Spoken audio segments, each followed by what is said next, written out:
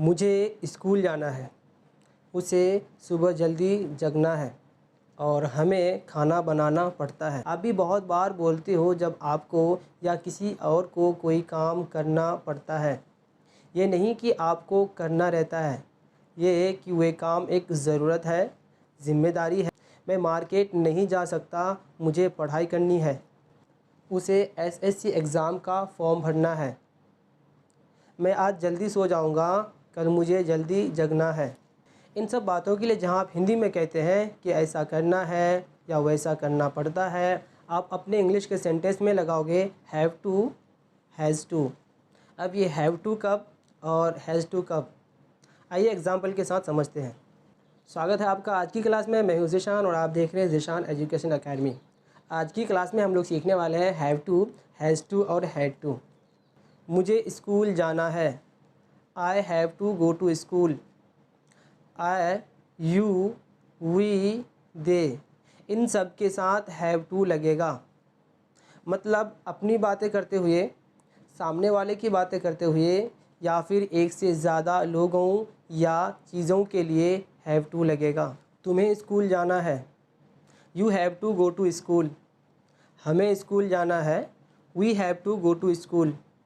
उन्हें स्कूल जाना है, they have to go to school. अब एक एग्ज़ाम्पल हैज़ टू के लिए। उसे स्कूल जाना है, he has to go to school. He, she, it, इन सब के साथ हैज़ टू। मतलब तीसरे किसी एक इंसान या किसी चीज़ के लिए आप अपने इंग्लिश सेंटेंस में हैज़ टू लगाओगे। चाहे उस लड़का या लड़की या चीज़ को ही, शी, इट करके बुलाओ या फिर उनके नाम से बुलाओ, पर आपके इंग्लिश सेंटेंस में हैज़ टू आएगा। उसे स्कूल जाना है, she has to go to school. Ali को स्कूल जाना है, Ali has to go to school. Have to और हैज़ टू वाले सेंटेंस में हैव टू और हैज़ टू के बाद वर्ब की फर्स्ट फॉर्म यानी बेस फॉर्म लगते हैं। ज़्यादातर ये रूल आपके एग्ज़ाम में काम आएगा कि अगर वर्ब से पहले यानी सेंटेंस में होने वाले एक्शन से पहले टू लगा हुआ हो तो वर्ब की फर्स्ट फॉर्म आएगी। आइए अब प्रैक्टिस के लिए हैव टू और हैज़ टू से बने कुछ सेंटेंसेस देख लेते हैं।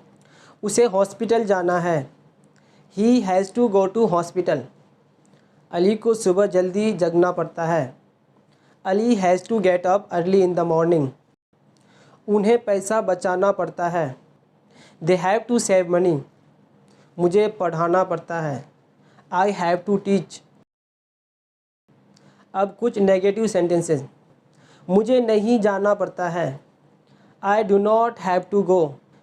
तुम्हें पढ़ना नहीं पड़ता है, you don't have to read.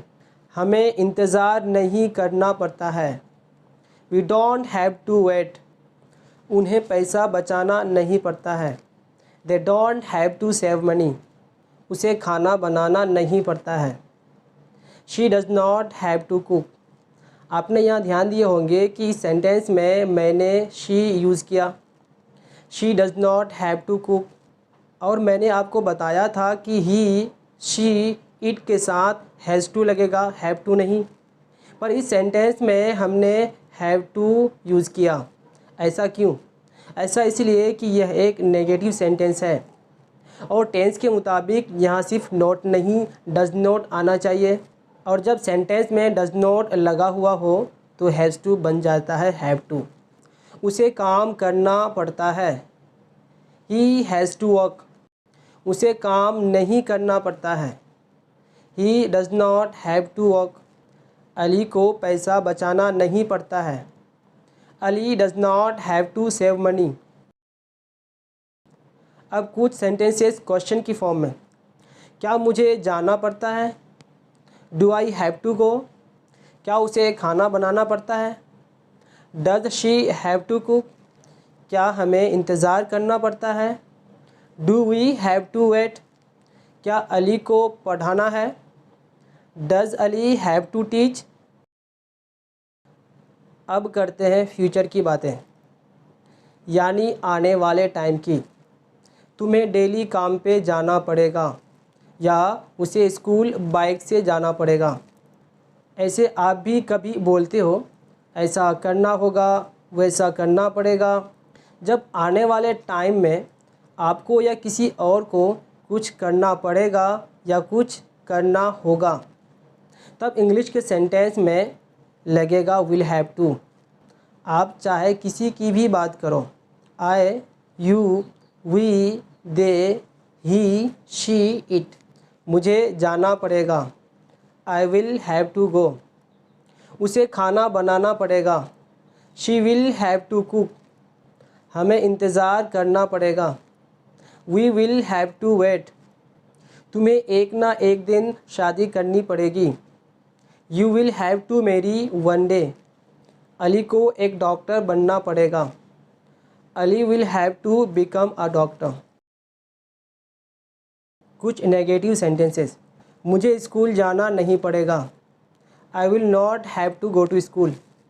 तुम्हें रात को काम नहीं करना पड़ेगा, you will not have to walk at night. उन्हें इंतज़ार करना नहीं पड़ेगा, they will not have to wait.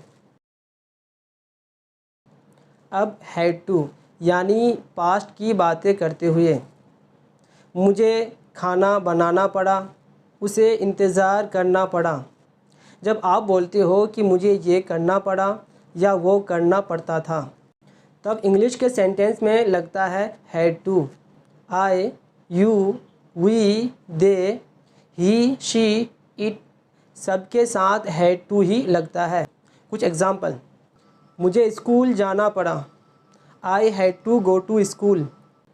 अब ये पास्ट की बात है, तब भी वर्ब की फर्स्ट फॉर्म यूज़ की है, यानी गो की पास्ट फॉर्म वेंट यूज़ नहीं की, क्योंकि वीडियो के शुरू में ही समझा था कि अगर वर्ब से पहले टू लगा हो तो वर्ब की फर्स्ट फॉर्म यूज़ करनी है। तुम्हें पढ़ाना पड़ा, यू हैड टू टीच। हमें खेलना पड़ता था, वी हैड टू प्ले।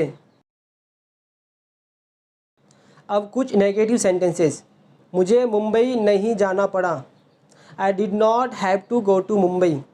इससे पहले डज के साथ हैज़ टू के जगह हैव टू लगाया था, उसी तरह डिड के साथ हैड टू के जगह हैव टू लगा दिया जाता है।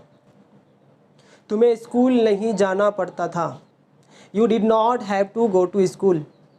उसे खाना बनाना नहीं पड़ता था, she did not have to cook. भारतीय विद्यार्थी को कड़ी मेहनत नहीं करनी पड़ती थी, Indian students did not have to work hard. आज के लिए इतना ही, फिर से मिलते हैं नेक्स्ट वीडियो में।